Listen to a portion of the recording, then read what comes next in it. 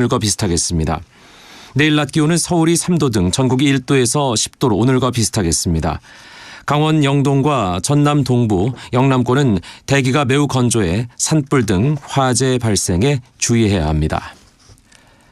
KBS 1라디오 4시 경제 뉴스를 마칩니다. 아나운서 이광용이었습니다. KBS.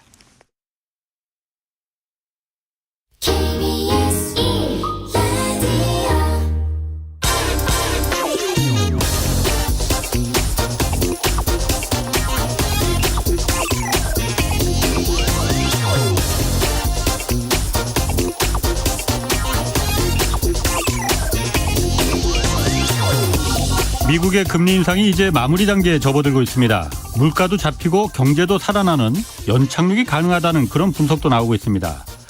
문제는 우리나라입니다. 오늘 발표된 소비자 물가는 오히려 0.2%포인트 더 올라갔습니다. 그런데 앞으로가 더 문제입니다. 전기와 가스비 추가 인상이 예고돼 있고 지하철과 버스 요금도 오를 예정입니다. 수출이 계속 줄어들면서 무역 수지는 10달째 지금 적자가 이어졌고 특히 지난 1월 적자 규모는 사상 최대치를 기록했습니다. 국제통화기금 IMF는 올해 전 세계 평균 성장률을 당초 예상했던 것보다 올려서 2.9%로 수정했습니다. 그런데 한국은 오히려 2.0%에서 1.7%로 낮춰 잡았습니다. 일본보다 이건 낮은 수치입니다.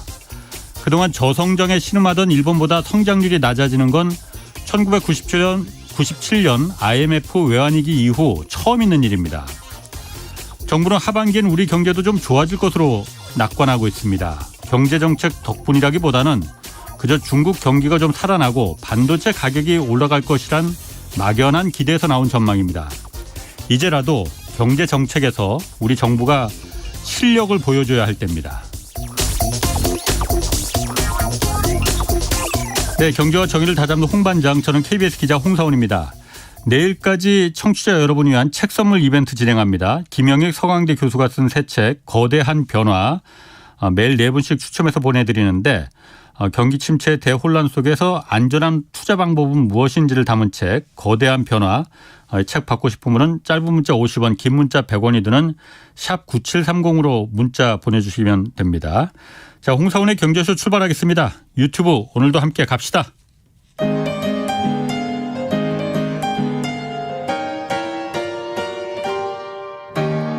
대한민국 최고의 경제 전문가와 함께합니다. 믿을 만한 정보만 쉽고 정확하게 전해드립니다. 홍사원의 경제쇼.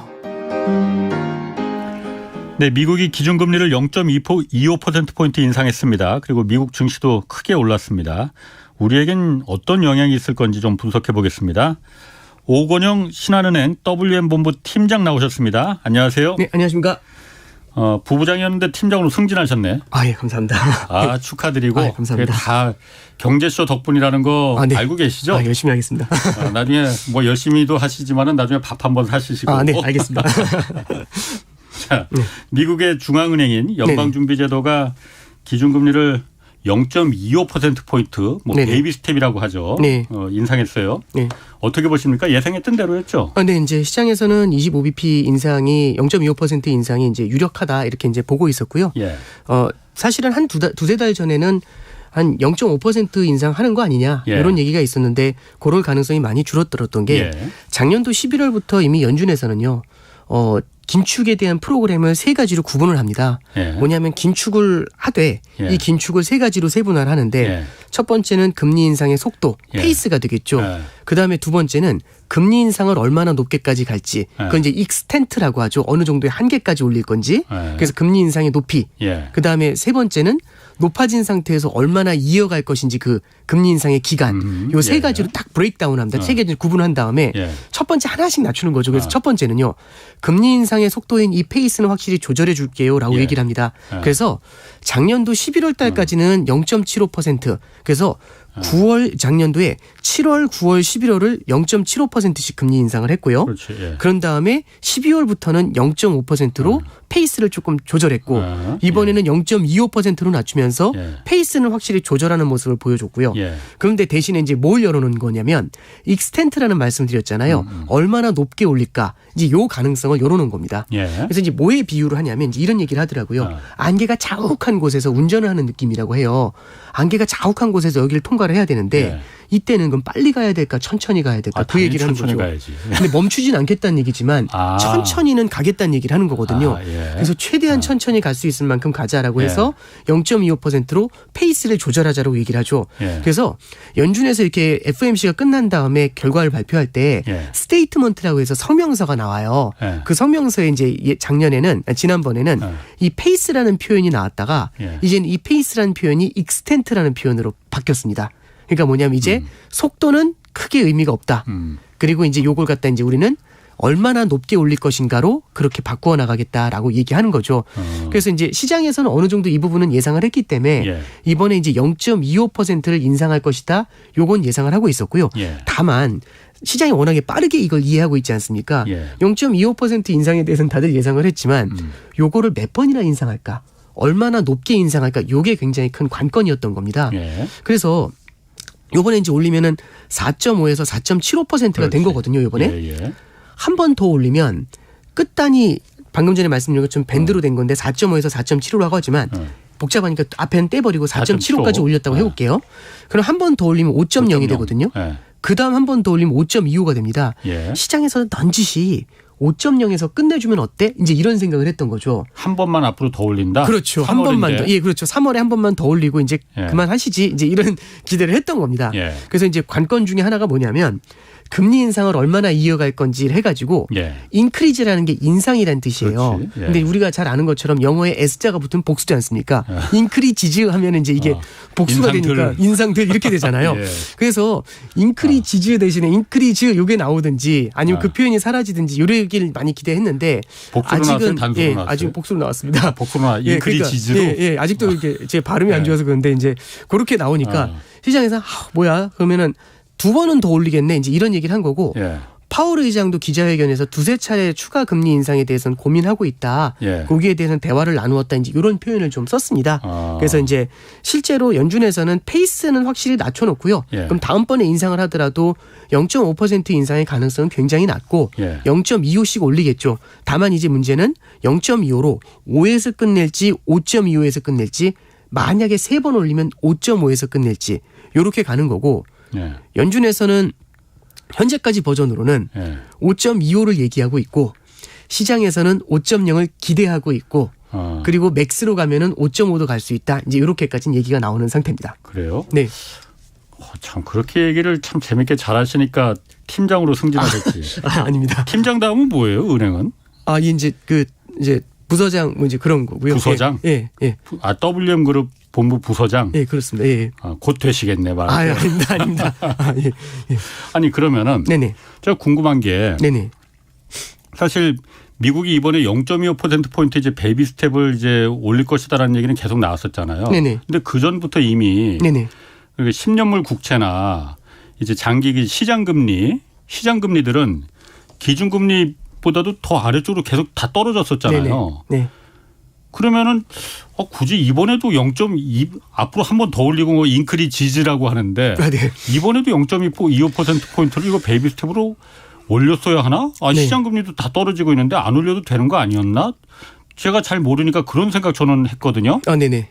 그럼 어떻게 해석을 해야 되는 이제 거예요? 이렇게 보면 될 것 네. 같아요. 그러니까 중앙은행이 기준금리를 조절한다고 하는데 예. 중앙은행이 조절하는 기준금리라는 거는 하루짜리 기준금리입니다. 미국의 중앙은행은. 초단기. 예, 그렇죠. 예. 초단기 금리를. 예. 그래서 제 앞에 이렇게 그 줄넘기 줄이 하나 쭉 있다고 해보고 제가 예. 줄넘기 줄을 갖고 장난하는 마법사라고 한번 해보죠. 그 실제 마법사가 아니라 마술사 예. 같은 사람인데 저는 어떻게 하냐면 맨 끝에가 하루짜리고 맨 끝에 예. 줄의 맨 끝이 하루짜리고 이렇게 길게 있으면 예. 하루짜리, 한 달짜리, 3개월짜리, 1년짜리, 2년짜리, 뭐 10년짜리 이렇게 줄이 쭉 늘어져 있는 겁니다. 예. 저는 이쪽 끝에 예. 맨 끝에 있는 하루짜리 줄을 잡고 줄의 끝을 잡고 올리고 총하고 내리고 뚫리고. 하면서 전체 시장의 이 전체 구간을 갖다 올리고 진폭을. 내리고 이렇게 할 수 있는 거죠. 예. 그런데 중앙은행이 재주가 좋으면 진짜 마술을 잘 쓰면 하루짜리를 들어 올리면 10년짜리도 막 올라가고 맨 끝도 올라가고 난리도 아닌데 이 어설한 사람이면 제가 여기를 확 올리면 요 앞이야 뭐 한 달짜리 3개월짜리가 딸려 올라가겠지만 저 뒤는 오히려 축 처지는 문제가 생길 수가 있죠. 아, 갑자기 올리면 예, 그렇죠. 줄넘기 줄을. 그렇죠. 그러니까 줄넘기 줄을 기준금리를 인상한다는 얘기는 중앙은행이 하루짜리를 조절을 해가지고 맨 끝에 있는 애들도 같이 좀 이렇게 따라 올라와 주기를 바라는 겁니다. 물가를 잡기 위해서. 그런데 이게 중앙은행을 별로 믿지 못하거나 중앙은행이 뭐 너는 안 돼 이렇게 생각을 하잖아요. 중앙은행에 대한 신뢰가 굉장히 낮으면 시장이 다르게 생각을 할 때가 있습니다. 이쪽에서 올리더라도 이쪽에서 내려가는 일이 생기죠. 줄넘기의 끝쪽이 그러니까 말을 안 듣고 안 따라 올라가고 내려간다 이거죠. 네. 이 보시면 이렇게 보시면 될 것 같아요. 그 FOMC 같이 중앙은행이 기준금리를 결정하는 회의는 보통 45일에 한 번씩 열립니다. 그럼 기준금리는 45일에 한 번씩 변하죠. 그런데 이 시장금리라는 거는 에브리데이 시장에서 치고받아요. 그럼 시장에 참여하는 사람들은 에브리데이 움직이기 때문에 45일 후에 어떻게 금리가 바뀔지를 바라보면서 오늘 막 미리 움직여요. 그러니까 우리가 이제 그냥 이런 거하고 똑같죠. 재건축 아파트를 보면 이거 진짜 너무 싸서 너무 허름해가지고 이거 1억도 안 할 것 같은데 여러분 막 20억 이러잖아요. 재건축을 할 거기 때문이지 않습니까? 기준금리를 인상할 것 같으면 시장에서는 미리 올라갑니다. 금리가. 먼저 치고 올라갑니다. 기준금리 인상하는 날까지 안 기다리고 미리 쫙 올라가서 기다려요. 기준금리를 낮출 것 같으면 올리지 못할 것 같으면 미리 내려와서 기다립니다. 미리 내려와서 지금 미리 내려와서 기다리고 있는 거잖아요. 그렇죠. 그리고 시장에서는. 그리고 똑똑해지면 똑똑해질수록 그걸 미리 반영하는 구간이 더 빨라지겠죠. 시장이 똑똑한 거야 아니면 연방준비제도가 똑똑한 거야? 시장이 똑똑한 거죠. 그러니까 예를 들어 이런 겁니다. 그러니까 재건축 아파트의 사이클을 여러 차례 뭐 연구를 했더니 예전에는 재건축하기 1년 전부터 올랐다 이렇게 치더라도 이제는 10년 전부터 뛰는 거죠. 이거 하면 대박 난다 이제 이렇게 생각을 하면 그러니까 이제 채권 시장도 뭘 알고 있냐면 지난 수년 동안 10수년 동안 연방준비제도가 연준이 해왔던 패턴들을 보니까 얘네는 이런 상황에서는 금리를 내릴 수밖에 없다라는 생각을 하는 거예요. 예를 들어서 이런 거죠. 이 시장에서 이제 판단하는 건 이런 평가를 하는 겁니다. 첫 번째, 연방준비제도가 현재 4.75까지 금리를 올렸잖아요. 4.75만 해도 꽤 높거든요. 그렇죠. 여기서 만약 금리를 더 올리게 되면 경기가 무너질 수 있지 않습니까? 그럼 경기가 무너지면 금리를 내릴 거잖아요. 그렇죠. 그게 언제가 될지 모르겠지만 그럼 적어도 2년 후나 10년 후 정도면은 금리가 내려가고 있겠죠. 그죠? 그러면 첫 번째는 이겁니다. 연방준비제도가 금리를 올리면 결국에는 경기 침체를 부르면서 중장기적으로는 금리를 낮춰버릴 수밖에 없을 것 같아요. 그죠? 그러면 일단은 금리를 갖다 올린다고 하면 중장기적으로는 금리가 내려갈 것 같아요. 이게 1번. 자, 두 번째. 금리를 안 올리면 그럼 금리가 내려가겠죠. 더 내려가겠죠. 그렇죠. 그러면 금리를 올리든 안 올리든 중장기 금리는 내려가는 겁니다. 그럼 제가 채권 시장에 있는 사람이면 중장기 채권은 꽃놀이패죠. 금리를 올려도 내려갈 거고 가만 놔둬도 내려갈 거잖아요. 채권 가격은 더 올라가는 거니까. 그렇죠. 금리는 내려갈 수밖에 없다라는 생각이 들면 올리면 잠깐 고생하다 내려갈 거고 안 올리면 지금 바로 박수치면서 내려갈 거고 그런 생각이 딱 들잖아요. 그러면 연방준비제도를 약간은 뭐라고 할까요? 우습게 볼 수 있죠. 압박을 한다는 표현도 될 수 있겠는데 약간은 무시를 할 수가 있죠. 그래서 우리가 더 똑똑하다. 너희들은 그렇게 갈 수가 없어. 그러면서 시장이 연준의 정책에 대해서 냉소를 하는 겁니다. 올리고 싶으면 올려. 다만 너는 조금 지나면 내릴 수밖에 없을걸? 이런 얘기를 하는 거죠. 왜냐하면 연준이 가지고 있는 목표는 경기라는 것도 같이 목표로 갖고 있기 때문에 그렇죠. 그러다 보니까 이제는 어느 정도는 고점에 와 있고 더 올릴 룸도 별로 없다. 그죠? 그리고 더 올렸다가는 무리수를 두는 거기 때문에 경기를 무너뜨리고 그러면 빠르게 금리 인하로 전환할 수밖에 없다. 이게 1번. 그리고 지금 무서워서 안 올리면은 어차피 내려갈 수밖에 없는데 올리든 안 올리든 금리는 내려갈 거다. 이 생각이 들면 채권 시장에 있는 플레이어들은 금리가 내려갈 거라는데 다들 배팅을 하게 되는 거죠. 그래서 이런 것들 때문에 시장 금리가 먼저 내려가서 기다리는 그런 모습을 보여주게 되는 겁니다. 그럼 시장 금리는 먼저 내려가서 기다린 지가 지금 꽤 됐거든요. 벌써 기준금리하고 역전된 지가 꽤 오래됐잖아요. 그런데 지금 이번 달에 오늘 올린 것뿐만이 아니고 다음 달에도 올리고 인크리지즈라고 했으니까 그 다음 달에도 또 올릴 가능성이 있다는 거잖아요. 연준이 미국의 중앙은행이 이걸 모르지도 않을 거잖아요. 시장 금리는 이미 벌써부터 내려가서 기다리고 있다는 걸. 이걸 그런데 그 연준은 왜 계속 올리겠다고 그럼 고집을 하는 거예요? 그러니까 지금에 있는 인플레이션을 바라보는 시각의 문제인 것 같아요. 그러니까 이제 예를 들어 이런 거죠. 환자가 이제 이 환자가 이제 병원에 입원을 한 겁니다. 예. 근데 환자는 빨리 퇴원하고 싶죠. 예. 아니, 안 아프니까 나갈게요. 근데 이제 의사가 봤을 때는 예. 이대로 나가면 바로 재발해서 들어올 것 같아요. 그럼 뭐라고 하냐면 2주일 더 있으셔야 된다고. 예, 예. 환자가 물어보는 거 하나도 안 아픈데 환자가 나가겠다는데 무슨 소리 하는 거냐고. 그러니까. 이제 이렇게 얘기를 하고 있는 거죠. 예, 예. 의사가 이 병을 바라보는 시각과 환자가 이 병을 바라보는 시각이 다른 겁니다. 다르다. 그리고 하나 더 말씀을 드리면 예. 예를 들어 이런 거죠. 홍길동이라는 환자가 입원을 했는데 왜 예. 입원했냐면 너무 단 거를 많이 먹는 거예요. 짜고 단 거를. 예. 그래서 위가 뒤집어져 가지고 예. 너무 아파가지고 입원을 한 겁니다. 예. 그래서 짜고 단 거를 안 먹었더니 병원에 입원을 해서 예. 그랬더니 이제 이 위가 낫기 시작하는 거예요. 어. 근데 이제 그래서 이제 홍길동이 나왔으니 나가겠다. 근데 나가자마자 뭐 할까요? 다시 먹어. 그렇죠. 그럼 또 재발해서 들어올 수 있잖아요. 예. 그러니까 지금의 인플레이션을 바라보는 시각에 저는 문제가 좀 있는 것 같아요. 잠깐 생각을 해보면 예. 지금의 인플레이션을 잡기 위해서 지금 인플레이션이 꺾여 내려오고 있지 않습니까? 예, 예. 근데 이게 꺾여 내려올 때 동향을 한번 보면 이게 왜 내려올까를 한번 생각해 보는 거죠. 예. 첫 번째는 공급망이 풀려서다. 이건 맞는 것 같아요. 예. 에너지 가격도 하락을 하고 예. 이게 1번이지만 더 중요한 것 중엔 뭐가 있냐면 연준의 긴축 효과가 인플레이션을 압박하는 건 분명히 있습니다. 예. 그럼 연준은 어떻게 긴축을 했을까 한번 생각해 보는 거죠. 첫 번째는 연준은 기준금리를 작년 3월 달에 0%에서부터 지금 4.75%까지 쫙 잡아 올렸어요. 예. 그러면서 시장 금리를 그때 당시에는 더 올릴 것 같으니까 시장 금리가 따라서 올라갔거든요. 그렇죠. 그래서 시장 먼저 올라갔어요. 그렇죠. 예. 시장 금리가 4.7, 4.8까지 올라갔었어요. 2년짜리 금리가. 예. 그럼 그 정도로 높은 금리와 예. 그 다음에 강달러가 나타났잖아요. 그렇죠. 강달러라는 건 뭘 얘기하냐면 해외에서 수입되어 들어오는 물가를 낮추는 역할을 하게 됩니다. 미국 입장에서는. 예, 예. 그러면 물가를 잡기 위해서 고금리라는 칼과 예. 강달러라는 칼을 양쪽에 들고서 이 물가라는 애를 이렇게 도륙을 내고 있는 예, 거잖아요. 예. 이렇게 센 걸로 두 개를 한꺼번에 치니까 물가가 휘청하는 겁니다. 예. 그러니까 짠 거, 단 거 안 먹으니까 휘청하는 거잖아요. 근데 지금 어떤 분위기냐면 이제 다 물가가 났어. 내려오니까 예. 이제 괜찮아졌네? 딱 이러니까 어떤 일이 벌어지냐면 금리가 4.8에서부터 4.2까지 휙 내려와요. 예. 10년짜리 금리 같은 경우는 3.4까지 내려왔거든요. 아. 그리고 달러 같은 경우는 달러원 환율만 보더라도 1,440원에서 지금 1,220원까지 훅 내려와요. 달러 인덱스 자체도 그렇죠. 좀 많이 내려와. 그러면 고금리와 강달러로 때렸지 않습니까? 예. 그러니까 휘청했죠. 예. 근데 이쪽에서는 갑자기 이제 휘청하니까 오케이 한 다음에 저금리하고 약달러가 되는 거잖아요. 예. 그러면은 다시 달고 짠 걸 또 먹는 것일 수도 있지 않습니까? 그러면 인플레이션이 내려오는 게 주춤해지거나 되려 꼬리를 말고 올라갈 수도 있겠죠. 예. 그러니까 저는 좀 이제 연준이 바라보는 시각은 이거하고 똑같은 것 같아요. 한 학생이 있습니다. 홍길동이라는 학생이 굉장히 고통스럽게 공부를 해요. 예. 근데 이제 뭐라고 약속을 한 거냐면 연초에 시험 점수가 0점인데 90점이 돼야지 이제 학교를 갈 수 있는 거예요. 예. 이제 1년 남은 겁니다. 근데 이제 홍길동이라는 학생이 어떻게 약속을 하냐면 매일매일 새벽 3시에 잘 거다. 예. 6시에 일어나서 그래서 3시간만 자고 공부할 거다. 밥도 30분 안에 먹겠다. 뭐 이렇게 약속한 거죠. 예. 그리고 절대 놀지 않는다. 무조건 공부다. 예. 이렇게 해가지고 6개월 동안 열심히 공부한 거예요. 그랬더니 점수가 올라가지. 빵점에서 60점이 된 겁니다. 예. 그러면 딱 계산해 보니까 6개월 동안 60점이 올랐잖아요.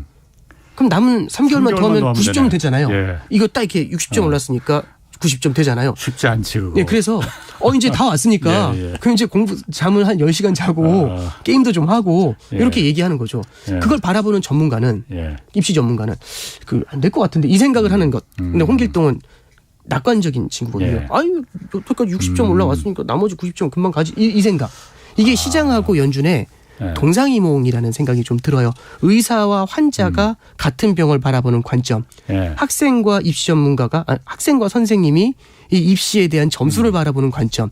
그것처럼 연준 같은 경우는 조금은 긴 관점에서 인플레이션을 바라보고요. 예. 시장 같은 경우는 빨리 이 고통에서 벗어나고 싶잖아요. 예. 빨리 그러니까 운전하면 빨리 내리고 싶은 마음이 있지 않습니까? 빨리 그만 좀 하자. 예. 이제 이거하고 되게 비슷한 관점들 예. 이런 걸 갖고 있는 게 아닌가 그런 생각이 좀 듭니다. 그럼 지금 말씀하신 대로 네. 비유를 하신 의사인 연방준비제도와 환자인 시장이 네. 서로 내가 맞다고 기싸움을 하는 거잖아요. 그렇죠. 병 다 고쳤으니까 나 퇴원할래 하고 그렇죠. 의사는 안 된다 하는 거고 환자는 퇴원하겠다고 집에 가겠다는 네, 그렇죠. 거고. 결과적으로 보면은 누가 맞습니까? 그러니까 지금 예전에도 그 오 팀장님 가끔 말씀하셨지만은 연준하고 싸우지 마라. 네. 그 얘기 가끔 하셨었잖아요. 네네. 네. 그러면 연준의 결과적으로 이 싸움의 기싸움이 나중에 결과적으로 예견해 보면은 환자가 이길 가능성이 높습니까? 의사가 이길 가능성이 높습니까? 그러니까 이게 결국에는 그 인플레이션이라는 게 과연 어떻게 될 것인가의 문제인 것 같아요. 그런데 최근에 보면은 조금씩 이제 독특한 현상들이 좀 보이는 것 같아요. 첫 번째는 앞서 시작하실 때 말씀하셨던 것 중에 우리나라의 소비자 물가 지수가 꼬리를 말고 올라갔다는 말씀을 해주셨잖아요. 지금 세 달째 내려가는 추세도 다시 올라가기 시작했어요. 예, 이제 그게 꼬리를 말고 올라간 게 이제 우리나라 같은 경우는 특수한 경우일 수 있어요. 왜냐하면 공공요금의 인상이 굉장히 강했고 명절을 앞두고 이상 한파 때문에 농산물 가격이 올라간 게 좀 있어요. 그래서 이런 면들이 반영이 됐다라고 생각할 수 있습니다. 근데 최근에 보면은 호주의 소비자 물가 지수가 생각보다 높게 나왔어요. 그 성장률이 좀 주저앉고 호주 같은 경우는 그리고 며칠 전에는 스페인의 소비자 물가 지수가 또 꼬리를 말고 올라간 겁니다. 그러니까 전체적으로 내려가는 것들이 대세인 건 맞는데 이상하게 몇 군데에서는 이게 좀 뭐라고 해야 될까요? 좀 반대 방향으로 움직이는 것들이 조금씩 나타나고 있다는 거죠. 그러면 이제 우리가 이제 뭘 생각할 수 있냐면 이번에 이 인플레이션 중에서 우리는 인플레이션이 거의 시장에서는 어떤 생각을 하냐면 9.1에서 6.5까지 쭉 내려왔지 않습니까? 오케이 끝났다. 오케이 끝났다. 0에서 60점 올라가는 거 보면은 이 기세로 가면 얼마든지 3개월 안에 90점 간다 이거고. 그렇죠? 그래서 이제 9.1에서 6.5 됐으니까 이 기세로 가면 올해 말 내년 초면 2% 간다 이제 이 생각인 거죠. 그러면 2% 금방 갈 건데 금리를 이렇게 높게 유지할 이유가 금리를 더 인상한 이유가 뭐가 있냐? 그럼 오히려 성장 부양을 하기 위해서 금리를 내려주면 되겠네. 이제 이런 기대를 사실은 이제 반대편에서 하게 만들어주는 거거든요. 시장에서는 그렇게 생각하고 그렇죠. 있지. 기대하고 있지. 그렇죠. 압박하고 있지. 네. 근데 이제 방금 말씀드린 것처럼 공공요금의 인상이라는 말씀을 드렸던 게 있고 두 번째는 작년에 물가가 올라갈 때 이 인플레이션이 길지 않을 거라고 생각하면 기업들 같은 경우는 마켓 쉐어를 잃지 않기 위해서 이 가격 전가를 조금 천천히 하는 경우들이 생길 수가 있어요. 근데 만약에 기업이 이익이 깨져나가게 돼서 견딜 수가 없으면 나중엔 이 가격을 갖다가 물가에다가 전가를 시키는 일이 벌어질 수도 있죠. 상품가를 올린다. 그렇죠. 시차가 조금씩 벌어지면서 그러면 내지는 이제 그리고 이제 임금이 조금씩 올라가거나 했을 때는 이렇게 물가가 빠르게 내려오다가 이 내려오는 속도가 주춤해질 수가 있어요. 그러면 시장이 바라보는 관점에서는 빠르게 내려올 거다. 연준이 바라보는 관점에서는 주춤해지면서 이게 더 오래 갈 수도 있어. 이제 이런 생각을 하는 거고 오래 갔었을 때의 문제를 하나 말씀을 드리면 이게 이제 이런 문제를 만들어냅니다. 예전에도 한번 말씀드렸던 것처럼 무언가 병에 걸렸는데 이 병이 2년 3년 가버리면 고질병이 되거든요. 그렇죠. 그게 제일 무서운 그렇죠. 거죠. 연준이 바라보는 것 중에서 장기적인 관점에서 본다고 하잖아요.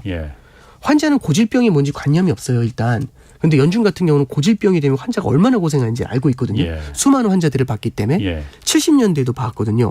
그래서 고질병이 얼마나 걸려야 고질병이 될지는 모르지만 21년도 3월부터 물가가 문제였어요. 지금이 23년도 2월이지 않습니까? 그럼 벌써 2년 가까이 기침을 해온 거거든요. 물론 증세가 조금 낫는 것 같긴 해요. 근데 여기서 우리가 승리를 선언하면서 고금리와 강달러 때리던 걸 갑자기 확 바꿔가지고 약달러하고 저금리로 이제 행복을 만끽하고 있으면 그러면서 기침이 만약에 빠르게 안 내려오고 좀 이어져 갈 가능성이 있다면 이런 위험이 있다면 이게 단순히 물가가 좀 올라오면 다시 내리면 되지 이게 아니라 오래 이어져 버리면서 고질병을 만들어 버릴 수가 있잖아요. 그러니까 이제 연준 입장에서는 어떻게 해서든지 이 환자를 설득을 해가지고 이 방향으로 끌고 가고 싶은 거고 시장 입장에서는 그게 아니라 이제 작년에 얼마나 힘들었습니까 시장이. 그러니까 이거 답 없다 이제 빨리 내려라. 이제 이런 얘기를 하는 거고요. 참고로 시장이 이런 기대를 하는 데는 나름 합리적인 이유가 있습니다. 어떤 이유가 있냐면 특히 이제 그 주인공이 파월 의장이었는데 2018년도 19년도로 한번 돌아보면 2017년도 글로벌 경기가 되게 좋았었어요. 그러면서 이제 2018년도에 파월 의장이 이제 우리 그 물가가 좀 문제가 되니까 금리를 인상할게요. 이제 이렇게 얘기한 거죠. 근데 시장에서는 많이 못 인상해 했는데 2번밖에 못 할 거였는데 실제로 4번을 인상했거든요. 그랬더니 2018년도 4분기에 주식시장이 막 무너지고요. 금융시장에 균열이 가기 시작을 합니다. 근데 이제 파월 의장이 처음에는 금리 인상은 이어갈 겁니다. 이렇게 했는데 시장이 너무 많이 무너졌거든요. 그랬더니 이제 파월 의장이 얼굴이 하얘져가지고 등장한 거죠. 19년도 1월에 18년도 말에는 금리 인상 계속할게요라고 했다가 19년도 1월에 등장해서는 금리 인상 좀 천천히 할게요. 얘기하는 거죠. 그랬더니 이제 시장에서는 분위기가 바뀌었네? 라고 하는 거죠. 그러니까 시장에서 이제 기대하는 거죠. 금리 인상 멈춰주면 안 돼요? 그건 안 돼요. 근데 그 얘기 듣자마자 또 시장이 흔들렸거든요. 그랬더니 그럼 금리 인상 안 할게요. 그랬더니 이제 그 다음에 시장이 얘기하는 거죠. 금리 인하 좀 해줘요. 그랬더니 파월 의장이 그건 절대 안 돼요. 그랬더니 그러세요? 하면서 또 한 번 흔들렸죠. 무역 전쟁 때문에 또 한 번 흔들렸거든요. 그랬더니 이제 19년도 6월에 백기를 들면서 금리 인하 해드릴게요. 이제 이렇게 얘기를 하거든요. 그렇게 끌려갔을 없었군요. 그러면. 예, 그래서 19년도 하반기에 3번 금리 인하를 했습니다. 그래서 이제 시장에 끌려가서 그렇죠. 시장에 끌려간 거죠. 예. 그 과거에 이제 그런 기억들을 한번 본 거죠. 그러면 약간은 어떤 관점이라고 해야 될까요? 그때 당시 이제 저는 유행했었던 좀 이제 비유를 하나 해드리면 어떤 비유가 있었냐면 쇼핑몰 같은데 되게 큰 쇼핑몰이 하나 있어요. 그 쇼핑몰에 가운데에 꼬마애가 큰 대자로 누워 있는 겁니다. 그래서 뭐라고 써져 있냐면 엄마는 반드시 돌아온다 이렇게 써져 있습니다. 무슨 의미일까요? 이거 뭔가 사달라고 했겠죠. 절대 안 사줘. 떼쓰는 거라. 네, 떼쓰는데 누운 거죠. 그런 다음에 엄마는 이제 애가 참 똑똑한 거죠. 그럼 여기서 이제 질문을 던질 수 있는 거죠. 엄마가 이길까 애가 이길까? 애가 이길 것 같은데. 그런 생각이 드시잖아요. 그럼 거기서 이제 아빠의 역할은 이거 어떻게 해야 되지? 이렇게 방황할 거고 엄마는 기싸움을 하는 거죠. 애하고. 그런 느낌이잖아요. 그래서 그때 당시에 연준이 시장한테 끌려갈 수밖에 없었던 이유를 이제 그렇게도 설명을 했었던 기억이 있습니다. 자, 그러면 이제 요게 이제 제가 그 분위기, 그 기싸움에 대한 설명을 좀 드린 거고요. 연준은 두 가지 목표를 갖고 있습니다. 물가도 잡아야 되지만 성장이 둔화되는 것도 무서운 거거든요. 그러니까 이 아이가 다치는 것도 싫은 거예요. 그러니까 사실은 불리한 패를 쥐고 싸우고 있으니까 시장에서는 그 패를 이용하는 거죠. 이대로 가면 성장이 둔화될 텐데라고 얘기를 하면서 훨씬 더 유리한 패를 갖고 있다라고 생각을 하면서 연준을 되려 아까 전에 이제 압박이라는 표현을 하셨는데 뭐 간접적으로는 그런 식으로 이제 압박을 하면서 들어가는 그런 모습들도 이제 보여주고 있다. 이제 이렇게 해석할 수가 있겠죠. 그 경제쇼에 나온 그 패널 중에 그런 얘기를 하신 분이 있습니다. 네네. 연준하고 하여튼 시장하고 힘을 겨룰 때 항상 역사적으로 봤을 때 옳았던 거는 시장이었다. 그래서 결국은 시장이 원하는 대로 가게 되더라. 라고 얘기를 하시는 뭐 누구라고 제가 얘기하지는 않겠습니다. 그런데 그런 얘기가 어떻습니까? 그 부분에 대해서는. 그래서 결국은 금리 인하로 돌았을 거다 하반기에. 네, 뭐 그럴 수 있죠. 이제 저도 조금 당황스럽긴 합니다만 왜냐하면 이제 보나마나 저보다 훨씬 더 전문가실 테니까 제가 말씀이 조심스러운데. 나이는 더 많습니다, 그분이. 훨씬 더 전문가시겠죠. 근데 제가 이제 좀 조심스럽게 좀 말씀드리고 싶은 부분은 이제 이런 건 있습니다. 그러니까 시계열을 어느 정도로 바라보느냐 하고 이게 어느 국면에 있느냐는 조금 다른 것 같아요. 그러니까 예를 들어서 연준이 성장에 대해서 굉장히 크게 신경을 쓰면서 물가가 올라올 때는 물가만 바라보면서 금리 인상을 할 수가 없고 성장도 같이 봐줘야 되거든요. 그러니까 18년도 19년처럼 시장에 끌려갈 수밖에 없었던 건데 그때는 전체적으로 시장에 가해지는 압력이 저성장 저물가 디플레이션이라는 두려움이 굉장히 컸던 것 같아요. 그래서 이제 그때는 사실은 18년 19년뿐만 아니라 금융위기 때도 그랬고요. 유럽 재정위기 때도 그랬고 중국이 무너질 때도 그랬고 시장이 흔들릴 때마다 돈을 줬어요. 시장이 흔들리면 돈을 주고 시장이 흔들리면 돈을 주고 하니까 시장은 안 거죠. 내려오면 돈을 준다. 내 말을 다 따르는구만. 네, 그렇죠. 쇼핑몰에 들어놓으면 되네. 네, 그러니까 이게 일종의 바이 더 딥이라는 얘기거든요. 바이 더 딥이 뭐냐면 밀리면 사라. 주가가 밀리면 사라. 채권 가격이 밀리면 사라. 그러니까 무조건 사면 이기고 이런 것들이 그냥 갖고 있으면 돼요라는 이제 일종의 시장에 대한 자신감. 그럼 이 시장이 굉장히 사기가 많이 올라 있을 거지 않습니까? 근데 이제 내려오는 거죠. 근데 거의 다 내려온 것 같아요. 그럼 이제 밀려 나가는 거지 않습니까? 그래서 금융위기 이후에 디플레이션 압력이 클 때는요. 밀리면 살아라는 로직이 항상 맞아왔어요.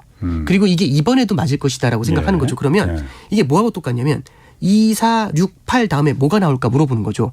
당연히 10이죠. 2씩 늘어나니까. 그런데 이게 긴 관점에서 보니까 얘기가 좀 다를 수가 있다는 겁니다. 알고 보니까 이 2, 4, 6, 8이라는 게 그 위에 있는 그 큰 식에서 2, 4, 6, 8, 2, 4, 6, 8, 2, 4, 6, 8 이렇게 돈 거예요. 그럼 2, 4, 6, 8 다음에 10이 아니라 2가 나올 수가 있죠. 다시 2로 간다? 그러니까 어디서 끊고 나서는 봐야 될지에 따라서 다를 수가 있는 거죠. 그러니까 이제 우리가 패턴을 바라볼 때 저도 조심스럽게 말씀드리는 거지만 이 패턴이 기존의 패턴하고 똑같을 것인가도 한번 고민해 볼 필요가 있어요. 주가가 떨어지기 때문에 오르는 게 아니라 주가가 떨어질 때 연준이 돈을 풀어줘서 오르는 것일 수 있거든요. 그러니까 우리가 정확히 볼 필요가 있는 게 주가가 떨어질 때 더 많은 유동성 공급을 하니까 주가가 뛰는 거지 않습니까? 그런데 이게 만약에 인플레이션 압력이 너무 강하고 성장을 잠시 내려놓고 싶다라고 생각을 하게 되면 연준이 이럴 때에는 함부로 주가가 떨어지더라도 돈을 풀어주기가 쉽지가 않았던 거죠. 그럼 얘기가 약간 달라질 수 있지 않습니까? 그러면 사실상 작년에도요. 몇 차례 이런 일이 있었는데 작년도에도 주가가 일방적으로 떨어진 게 아니라 작년도에도 3월에 한번 크게 뛰었다가 주저앉고 그다음에 7, 8월에 제대로 뛰었다 주저앉고 11, 12월에 뛰었다가 주저앉고 3번을 뛰었다 주저앉고 뛰었다 주저앉고 뛰었다 주저앉았거든요. 예. 이때마다 기대가 뭐냐면 다 왔다. 다 왔다. 모든 악재는 반영됐다. 이랬다가 주저앉고 이랬다가 더 금리 인상한다 보니까 힘들고 이런 모습을 계속해서 보여왔던 겁니다. 예. 그러니까 이제 약간 3전 4기 뭐 4전 5기 이제 이런 느낌인 거죠. 그러니까 이제 연준이 항상 시장에 굴복해 왔는가 인플레이션이 굉장히 심각하다라는 관점을 갖고 있으면 디플레이션만을 걱정하던 그 연준과는 조금 다른 관점에서 볼 리스크도 있다. 이번 이런 것도 케이스는 보셔야죠. 상황이 완전히 다르다 이거죠. 다를 수 있다라는 말씀을 드리는 거죠. 그렇죠. 네. 실제로는 다르죠. 그러니까 네. 이번처럼 이렇게 인플레이션이 극한 거는 뭐 지난 3, 40년 동안 경험해 본 적이 없기 때문에. 네네.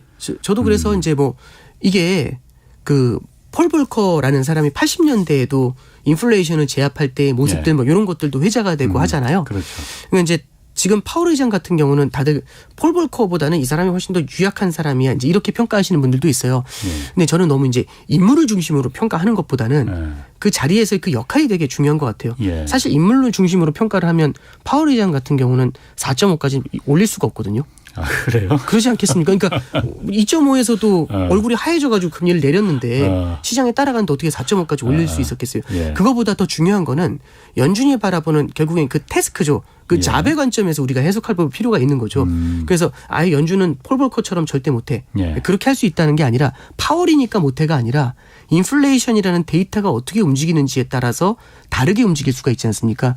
그러면 지금은 인플레이션이 빠르게 내려오고 있기 때문에 어마어마한 사기가 붙어 있는 건데 이게 만약에 약간이라도 다른 모습을 보여주게 되면 이럴 때는 시장이 다른 동학을 보일 수도 있다. 이런 관점으로 한번 우리가 견지해 볼 필요도 있다. 이렇게 말씀드리는 거죠. 그렇군요. 그럼 미국이 지금 긴축하는 방법이 지금 기준금리를 올리는 거 말고 또 하나 있었잖아요. 네, 양적 긴축이 있죠. 양적 완화 말고 그러니까 네네네. 양적 완화라는 거는 지금 또 그 얘기는 다 잊어버리신 분들 많을 것 같아. 오래돼서. 아, 네네. 그러니까 중앙은행이 네. 정부가 발행하는 국채를 이제 계속 사주는 거 그게 그래서 돈을 풀어주는 걸 양적 완화라고 네. 하고 반대로 이제 긴축해야 되니까 갖고 있던 중앙은행이 연방준비제도가 갖고 있던 미국 국채를 대신 이제 팔아버리는 거 시장에 그래서 네. 돈을 흡수하는 거잖아요. 네네. 이것도 지금 계속 몇백억 달러씩 지금 네, 계속 950억 달러씩 하고 있잖아요. 있죠. 네. 지금 그건 계속 하고 있는 거예요. 네, 하고 그러면? 있습니다.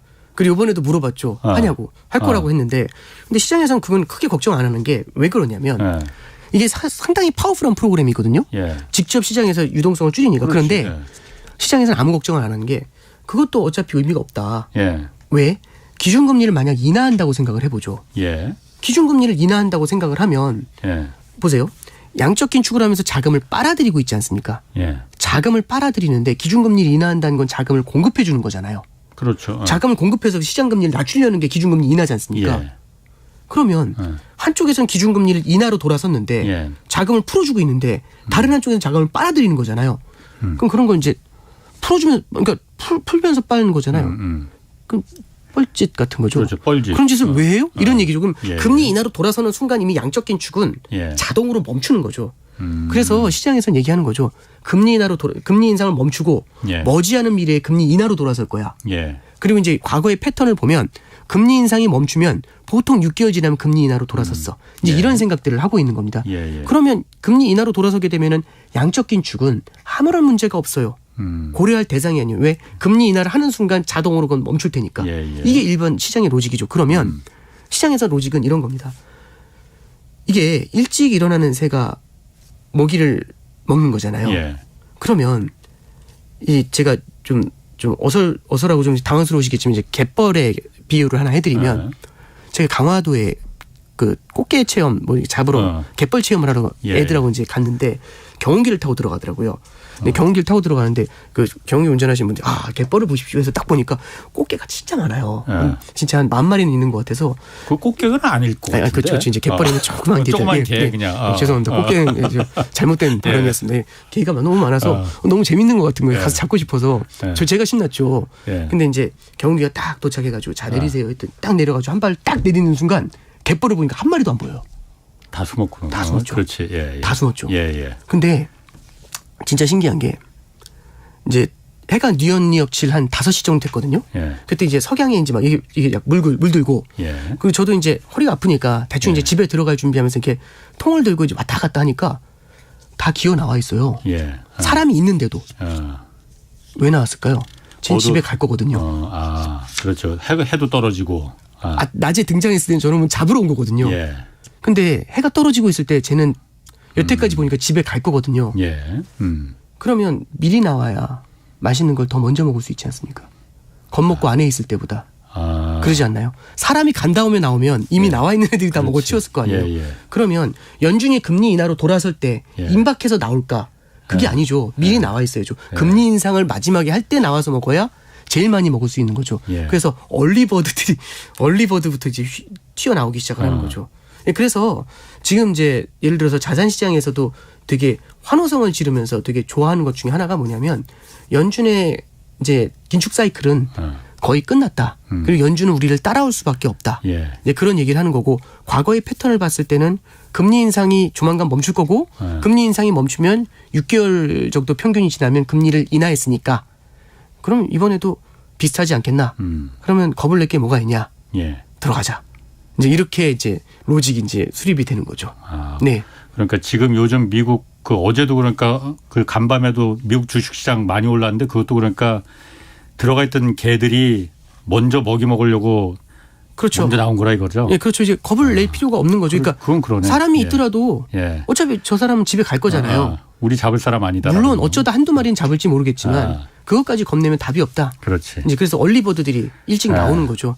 이제 어제 잠깐 FOMC 때 풍경을 하나 좀 보여드리면 FOMC 때 이제 가장 많이 걱정했었던 게 아까 말씀드렸던 인크리즈냐, 인크리지즈냐 이게 이슈였는데 인크리지즈로 나오니까 시장이 하면서 좀 떨어졌어요. 근데 그 이후에 이제 파월 의장이 기자회견을 하거든요.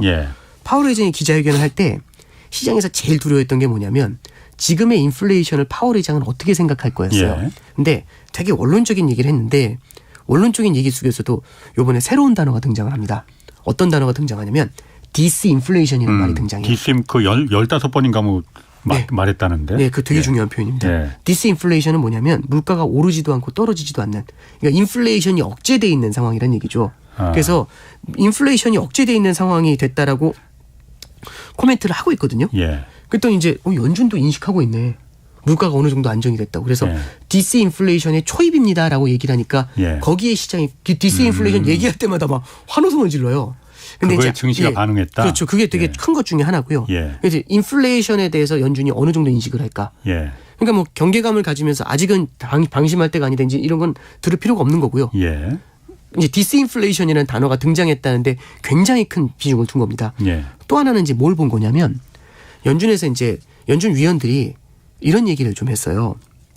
뭐냐면 이게 좀 최근에 연준이 금리 인상의 속도 조절을 하니까 이 속도 조절을 피벗이라는 표현을 쓰죠. 방향 전환. 그렇죠. 방향 전환을 하는 걸로 시장이 잘못 이해를 하고 자산 시장을 들어 올리면서 금리를 잡아내리면서 달러를 약세로 만들면서 되려 우리의 물가 당성 목표를 어렵게 만들 우려가 있다. 이제 이런 표현을 써요. 이게 무슨 얘기인지 잠깐 들려드리면 만약에 자산 가격이 오를 것 같잖아요. 그럼 소득이 늘어날 거지 않습니까? 그럼 자신 있게 소비를 늘겠지, 하게 쓰겠지. 그러지 않을까요? 그러면 자산 가격이 여기서 만약에 진짜 막 급등을 하는 모습이 계속 보인다. 그러면 그리고 더 자산 가격이 더 오를 것 같다. 금리를 더 내릴 테니까. 그러면 소비가 더 탄탄하게 늘어날 수가 있죠. 그렇겠죠? 그럼 지금의 물가를 받아들이는 겁니다. 시장이. 지금 이미 이렇게 그렇죠. 이걸 소화할 수가 있는 거죠. 더 내려가지 않아. 그렇죠. 2%까지 내려야 되는데. 근데 이제 내려가려다가 소비가 탄탄하게 받쳐주면 다시 고개를 들어버릴 수가 있잖아요. 그래서 하나 다시 말씀을 드리면 0점에서 60점까지 학생이 점수를 끌어올린 요인은 하루 3시간 자서입니다. 21시간을 공부했기 때문에 오른 거예요. 그러면 21시간씩 더 공부를 하면 90점을 갈 수 있겠죠. 근데 이제 11시간만 하겠답니다. 그럼 90점을 갈 수 있을까? 이 퀘스천 마크가 생기는 거죠. 그러니까 고금리와 강달러로 때렸을 때 휘청하게 만들었잖아요. 근데 이게 어느 정도는 약화된 고금리와 약화된 강달러로 과연 그 목표를 달성할 수 있을까? 반대편에서 만약 자산 가격이 뛰면서 만약에 인플레이션 기대를 다시 끌어올리게 되면 어떤 문제가 벌어질까? 이런 것들을 좀 우리가 조금은 좀 고민해서 바라볼 필요가 있다. 이런 말씀을 좀 드릴 수 있을 것 같습니다. 우리나라도 좀 들여다봐야겠어요. 우리나라는 좀 상황이 미국하고는 좀 다른 것 같은데. 네네.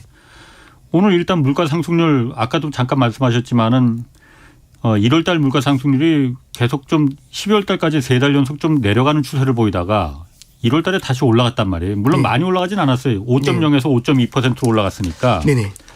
근데 그것뿐만이 아니고 아까 말씀하신 대로 에너지 가격이나 네. 뭐 곡물 가격이 좀 올랐던 것도 영향이 있겠지만 네네. 그거 제외한 거 이제 근원 물가라고 하잖아요. 네네네. 근원 물가도 14년 만에 지금 최고치로 올랐단 말이에요. 네. 그러니까 근본적인 물가가 지금 다시 오르기 시작한 거 아닌가. 아까 뭐 뉴질랜드 어디라고 했더라? 아니, 호주. 스페인하고 예, 호주. 예, 예. 거기도 오르기 시작했다는데 네. 이게 미국은 지금 내려가는 추세가 지금 계속 되고 있는 거잖아요. 네네. 그래서 시장 금리도 그걸 반영해서 지금 계속 내려가고 있는 거예요. 네네네. 우리는 왜 반대로 이렇게 그러니까 올라가는 이제 걸까? 이게 국가마다 정책도 조금씩은 차이가 있는 것 같아요. 예. 그러니까 작년에 이제 한전이 적자가 심했다라는 얘기들을 좀 하고 있지 않습니까? 예, 예.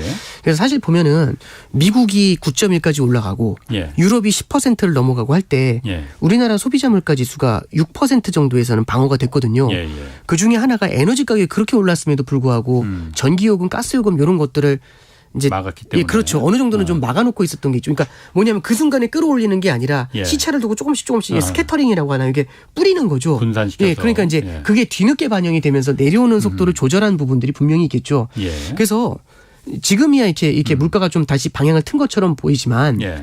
이런 것들도 만약에 시간을 두고 보면 다른 나라 인플레이션이 완화된다면 그 추세를 따라갈 수 있을 거야. 이런 기대는 마찬가지로 적용이 되는 것 같고요. 약간 국가마다 가지고 있는 특수성은 좀 있는 것 같아요. 예. 그리고 이제 하나 더 말씀을 드리면 우리나라 이제 무역 적자 뭐 이런 말씀들도 이제 나올 수가 있는데 그렇지. 여기에 대해서도 물론 막연한 낙관론이라고 생각하실 수도 있겠지만 예. 일단 우리나라 무역 적자 중에는 반도체라는 게 있고요. 예. 반도체는 시크리컬이라고 해가지고 이게 전형적인 경기 민감입니다. 그래서 이게 올랐다 사이클 떨어졌다 이 있죠. 사이클이 예. 되게 커요. 예.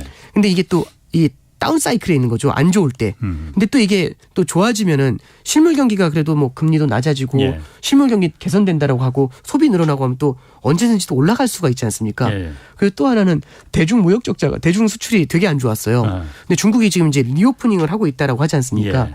그러면 여기에 대한 기대감들도 좀 풀릴 수가 있죠. 그래서 시장은 지금을 바라보는 게 아니라 지금은 나쁘지만 좋아질 수 있어요라는 그런 기대를 갖다가 갖고 있는 거죠. 예. 그래서 우리나라에 대해서 이제 바라볼 때 굉장히 이제 우려가 될 만한 부분들 무역 적자가 늘어나는 건 좋은 시그널은 결코 아닙니다. 당연히 그렇죠. 예, 그런데 이제 말씀드렸던 것처럼 경기가 만약에 개선이 되고 예. 그렇죠. 대외 경기도 개선이 되고 말씀해 주셨던 것처럼 그 중국 같은 경우도 리오프닝으로 전환이 된다면 지금보다는 조금씩 좀 개선되지 않겠어? 라는 기대를 좀 머금고 있다. 이제 요걸 말씀드릴 수가 있고요. 하나 더 이제 좀 말씀을 드리면 예. 미국에 이제 한두 차례 더 기준금리를 인상할 수 있지 않습니까? 예. 그러면 미국이 기준금리 인상을 하는데 그럼 우리도 따라갈 것인가? 저는 환율이 되게 큰 이슈라고 생각을 해요. 환율. 예. 환율도 오늘 엄청나게 10원 이상 그렇죠. 떨어졌어요. 그러니까. 만약에 환율이 1220원, 1230원 이렇게 버텨주잖아요. 예. 그러면 작년에도 예. 우리나라가 기준금리를 따라 인상한 이유가 뭐냐면 미국이 금리를 올리는데 우리가 금리를 못 올려요. 그럼 이 금리 차가 벌어지지 않습니까? 그렇죠. 예. 그럼 달러에 대한 수요가 높아지거든요. 그렇지. 예. 달러에 대한 수요가 높아지면 달러 환율이 뜁니다. 예, 예. 그럼 우리나라로 수입 물가가 오르니까 그렇죠. 국내 물가 상승 압력이 높아지기 때문에 기준금리를 올리는 거예요. 예, 예. 그러니까 우리가 기준금리 인상을 하는 가장 큰 근저에는 환율이 뛰었기 때문에 인상하는 거거든요. 수입 물가가 높아지니까 그렇죠. 전체적인 물가 상승률을 높여버리니까 인플레를 높이니까. 네, 근데 지금 참 재미있는 동학이 지금 환율이 작년 3월 수준으로 돌아왔습니다. 작년 3월이면 예. 연준이 기준금리 인상을 하기 전입니다. 그렇죠. 그렇지. 그러면 운 좋게도 만약에 환율이 예. 1220원 이렇게 딱 버텨주잖아요. 예. 그럼 수입 물가 상승 압력이 적죠. 예. 그리고 유가도 만약에 지금처럼 안정적인 수준을 유지해 준다면 예. 그럼 사실상 국내 물가 상승 압력은 크지 않을 수 있잖아요. 예. 예. 예. 그렇게 따진다면 우리가 물가에 대한 두려움을 조금은 낮추고 예.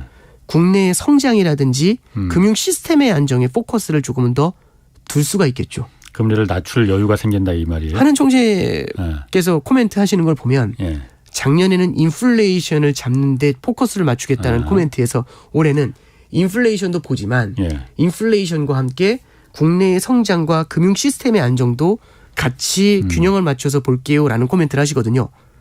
요 얘기가 환율이 안정돼 있는 상태에서는 어느 정도는 리즈너블한 얘기가 될 수가 있어요.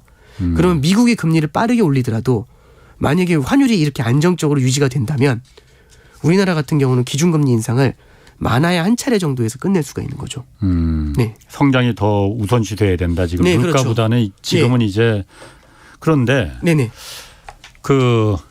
사실 그 부분이 이제 하는 총재도 그 통화 정책을 갖다 약간 좀 그렇게 그 좀 완화 쪽으로 방향을 트는 이유 중에 하나가 수출이 계속 마이너스고 무역 적자가 계속 늘어나니까 이러다가 정말 경제가 다 죽을 쓰면은 그거는 매우 큰 문제가 장기적으로 되니까 네네. 그것 때문일 거라고 생각하는데 네.